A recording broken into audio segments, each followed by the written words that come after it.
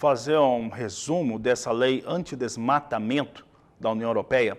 Ela diz o seguinte, que os exportadores, sendo tradings, cooperativas, empresas, tudo que exporta produto para a Europa, ela precisa comprovar que a origem, isso em terra, seja de produto de origem animal ou vegetal, não se deram sobre áreas desmatadas. Aí a questão é o que se considera área desmatada sobre a ótica da lei da União Europeia e a ótica do Código Florestal brasileiro.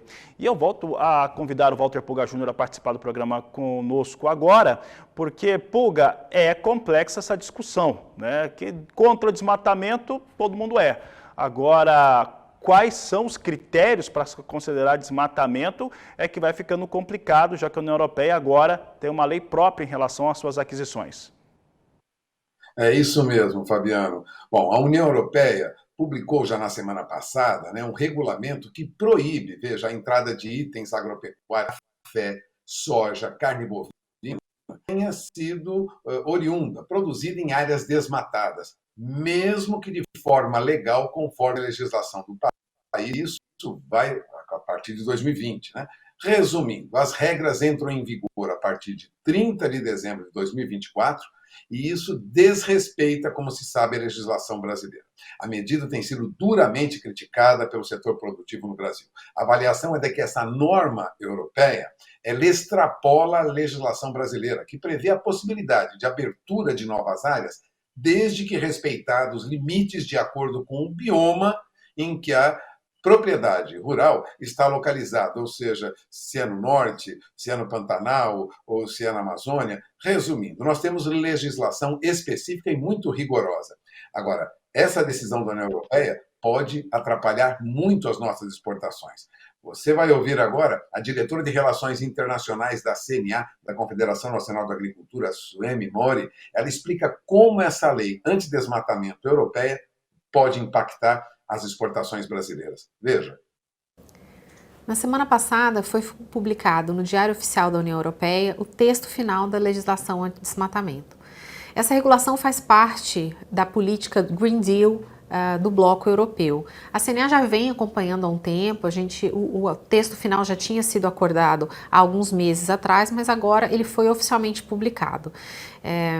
O que essa legislação ela faz? Ela coloca pré-requisitos e critérios para a entrada e comercialização de produtos agropecuários no bloco europeu. É importante falar da comercialização porque a gente não está falando só de importação, ou seja, a legislação também vale para os países do bloco. Por isso que o termo usado na regulação é comercialização. Essa legislação ela alcança neste momento 7 cadeias, então são soja, carne bovina e couro, borracha, óleo de palma, café, soja, madeira e móveis.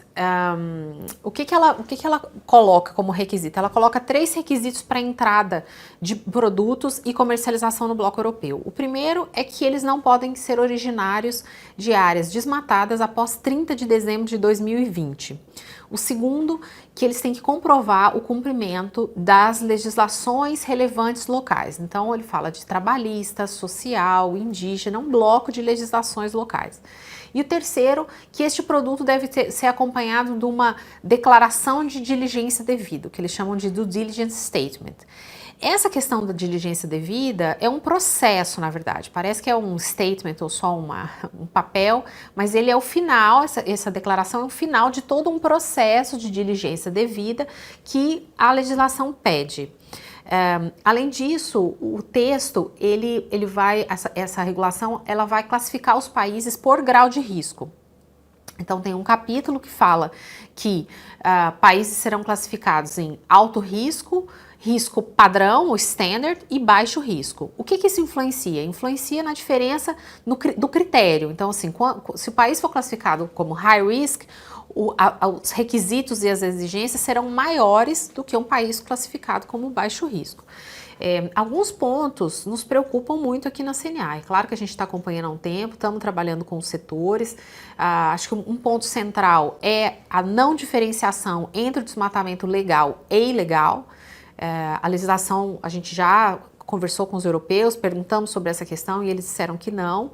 Então, não há uma consideração ao nosso Código Florestal, ou seja, se legalmente um produtor abrir uma terra para produzir esses produtos após 31 de dezembro de 2020, esse produto será excluído do bloco europeu. De entrada, ele não poderá entrar no bloco europeu.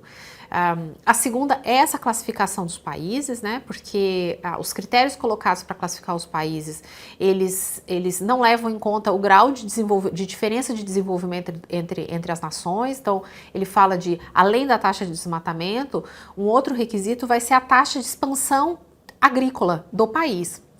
Ou seja, países como o Brasil, Indonésia, Malásia, que têm uma história de desenvolvimento diferente da história, por exemplo, dos europeus, nesse quesito eles serão extremamente prejudicados.